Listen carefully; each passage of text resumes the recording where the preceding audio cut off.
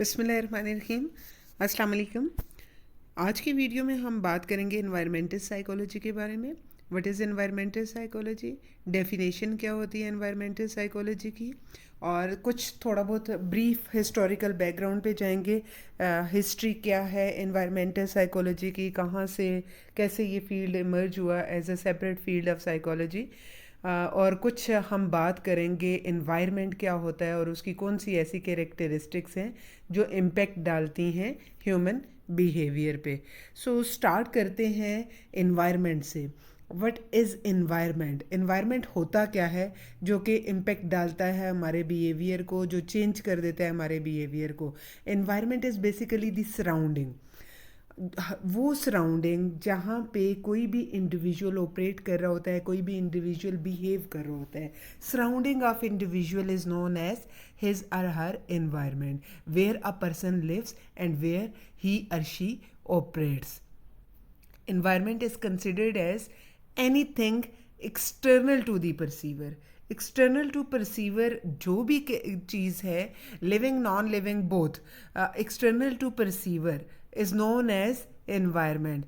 Anything external to perceiver which influences or which might influence the perception of individual, जो individual की perception को change कर सके, जो उसके बिहेवियर को इन्फ्लुएंस कर सके, जो कि एक्सटर्नल एजेंट हो, कोई भी एक्सटर्नल एजेंट जो उसकी सराउंडिंग में अवेलेबल है, it is known as environment.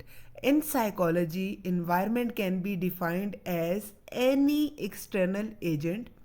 This external agent can be biological, it can be cultural, it can be physical, it can be social, that has influence on the functioning of living organism. ठीक है जी।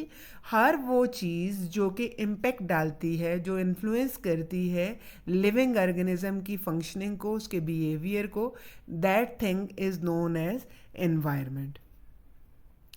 Environmental psychology पे बात करें तो environmental psychology is basically focused on the interaction between word, interaction between a person and his or her environment.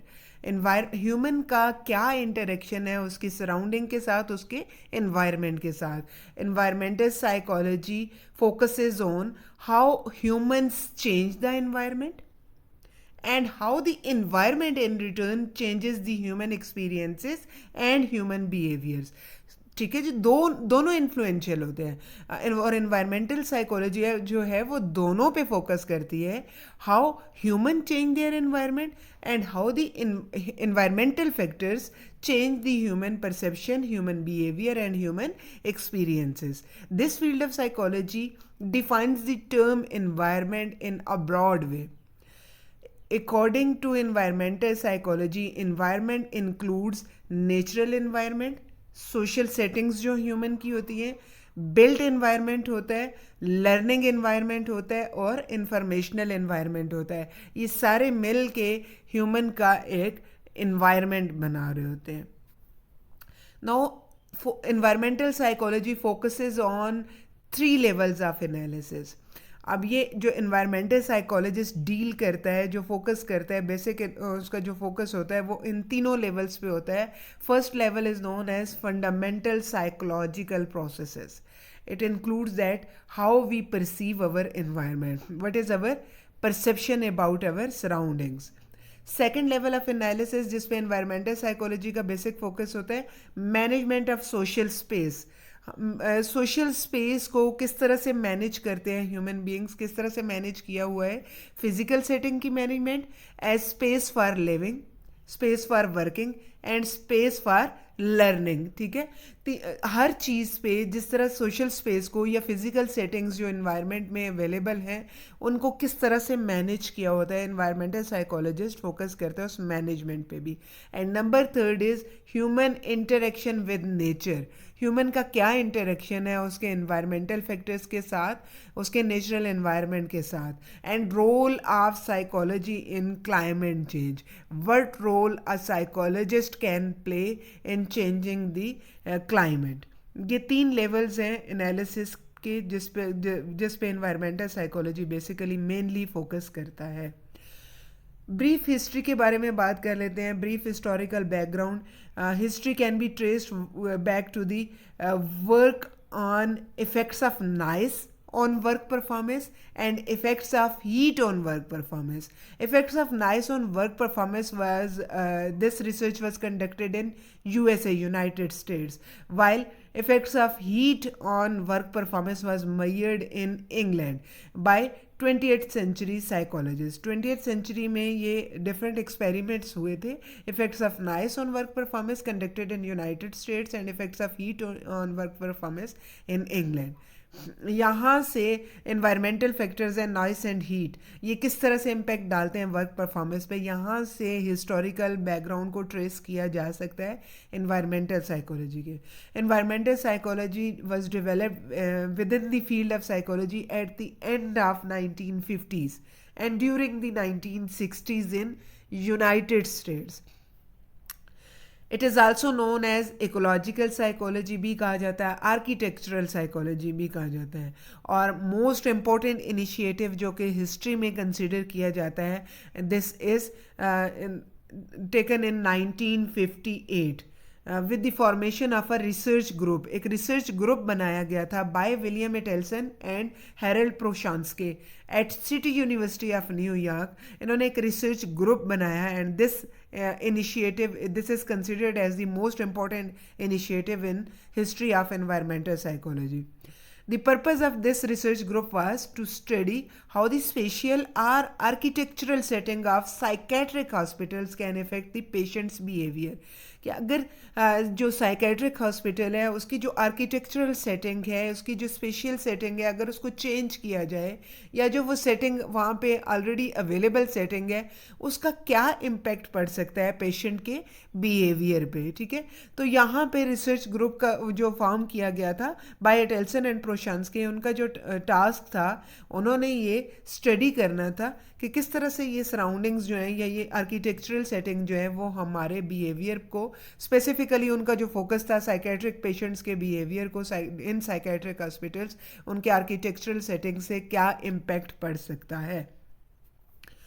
Now the term environmental psychology was first time introduced by Etelson in New York in 1964 at one of the conference of American hospital association on hospital planning. सबसे पहले जो environmental psychology की term थी ये introduce की गई थी 1964 में by Ittelson in New York. Then Brunswik and Lewin are generally considered as the founding fathers of environmental psychology.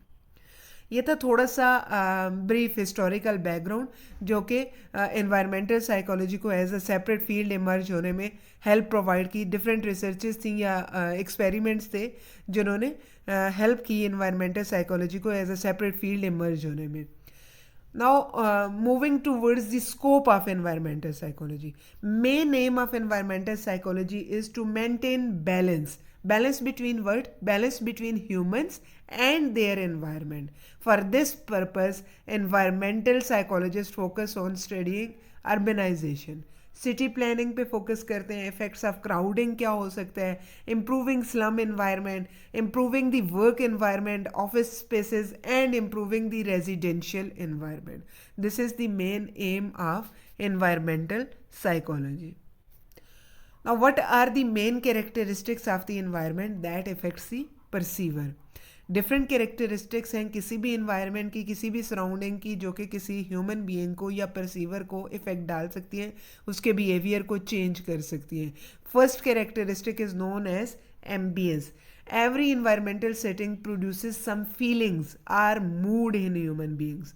कुछ ऐसी इन्वायरमेंटल सेटिंग्स जो हैं वो ह्यूमन बीइंग के मूड को चेंज कर सकते हैं, उसकी फीलिंग्स को चेंज कर सकती हैं, जनरेट करती हैं फीलिंग्स को. These feelings can be positive, these feelings can be negative. कुछ इन्वायरमेंट ऐसे होते हैं जो हमारे अंदर पॉजिटिव फीलिंग्स को जनरेट करते हैं और कुछ इन्वायरमेंटल फैक्टर्स ऐसे होते हैं जो कि हमारे अंदर नेगेटिव फीलिंग्स को जनरेट करते हैं. So ambience refers to the atmosphere of that specific place. किसी भी प्लेस का जो एटमॉस्फेयर होता है, जो उसकी सेटिंग होती है, वो जो कि डिफरेंट फीलिंग्स को, पॉजिटिव और नेगेटिव फीलिंग्स को ओरिजिनेट करवाती है, that is known as ambience of that environment. The second characteristic is known as aesthetic quality. The beauty or appealing quality of any environment that affects the human beings. It refers to sensory or visual aspects of design or style in environment. If the design is organized properly, it is good or it has good or positive aesthetic quality. अगर organised है कोई भी environmental setting, कोई भी place organised way में है, properly designed है, proper style के साथ है, तो पॉजिटिव एस्थेटिक क्वालिटी है उसकी. On the other hand, if the building has no organisation or no style, it produces negative feelings and has negative aesthetic quality. So it means that environment has both positive and negative aesthetic qualities. अगर properly designed है कोई भी building, कोई भी organization, किसी भी institute की बात कर लो, किसी भी surrounding की बात कर लो, properly designed है, organized है, style proper है, तो वो एक पॉजिटिव एस्थेटिक क्वालिटी उसकी होती है जो कि उसकी ब्यूटी और अपीलिंग नेचर को शो कर रहा होता है. और अगर उसमें कोई स्टाइल नहीं है, कोई ऑर्गेनाइजेशन नहीं है, किसी भी तरह के ऑर्गेनाइज्ड वे में डिज़ाइन नहीं किया हुआ, then it will generate negative feelings and it means that it has negative aesthetic quality. Next characteristic is known as weather. Weather is also very important factor that affects the health of the person. For example, good health is associated with good sunny weather and bad health is associated with low falling pressure. Stormy weather जो होता है, it is mostly associated with the accident. Most of the accidents occurs in storming weathers. And during 3 summer months, seasonal suicide is observed as most common in most of the countries. Similarly, weather is also associated to the pattern of admission to mental hospitals. So it means that there are different characteristics of the weather जो कि impact डाल सकती हैं human के health पे, उसके behavior पे, उसकी productivity पे. Now, natural disasters.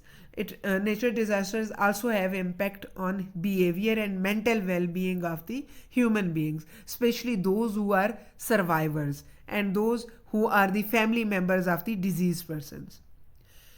They result in stress. They can generate anxiety, depression, anger, nightmares, and multiple mood and perceptual disturbances, including post-traumatic stress disorder that may lead to the continuous emotional problems. So it means that natural disaster जो कि environment की ही एक characteristic है, ये भी impact डालते हैं human के health पे, human के behavior पे, उसकी productivity पे, उसकी performance पे. स्पेसिफिकली जो सर्वाइवर्स होते हैं, जो विक्टिम्स होते हैं और उनके फॉर एग्जांपल जो सर्वाइव कर जाते हैं उस नेचुरल डिज़ास्टर से, तो उनके अंदर डिफरेंट साइकोलॉजिकल प्रॉब्लम्स स्टार्ट होने के चांसेस होते हैं. मल्टीपल प्रॉब्लम्स को वो डेवलप कर सकते हैं. And PTSD, post traumatic stress disorder, is considered as the leading factor, most important disturbance that was observed in those individuals who are the survivors of the natural disasters. Now, how human reacts to this environment? Human react करते हैं both consciously and unconsciously to those areas in which they live and in which they work. Their environment, whether this environment is natural or this environment is man-made, has a profound effect on the feelings of human being, on behaviors of human being, on general health issues of human being, and on productivity and performance of human being.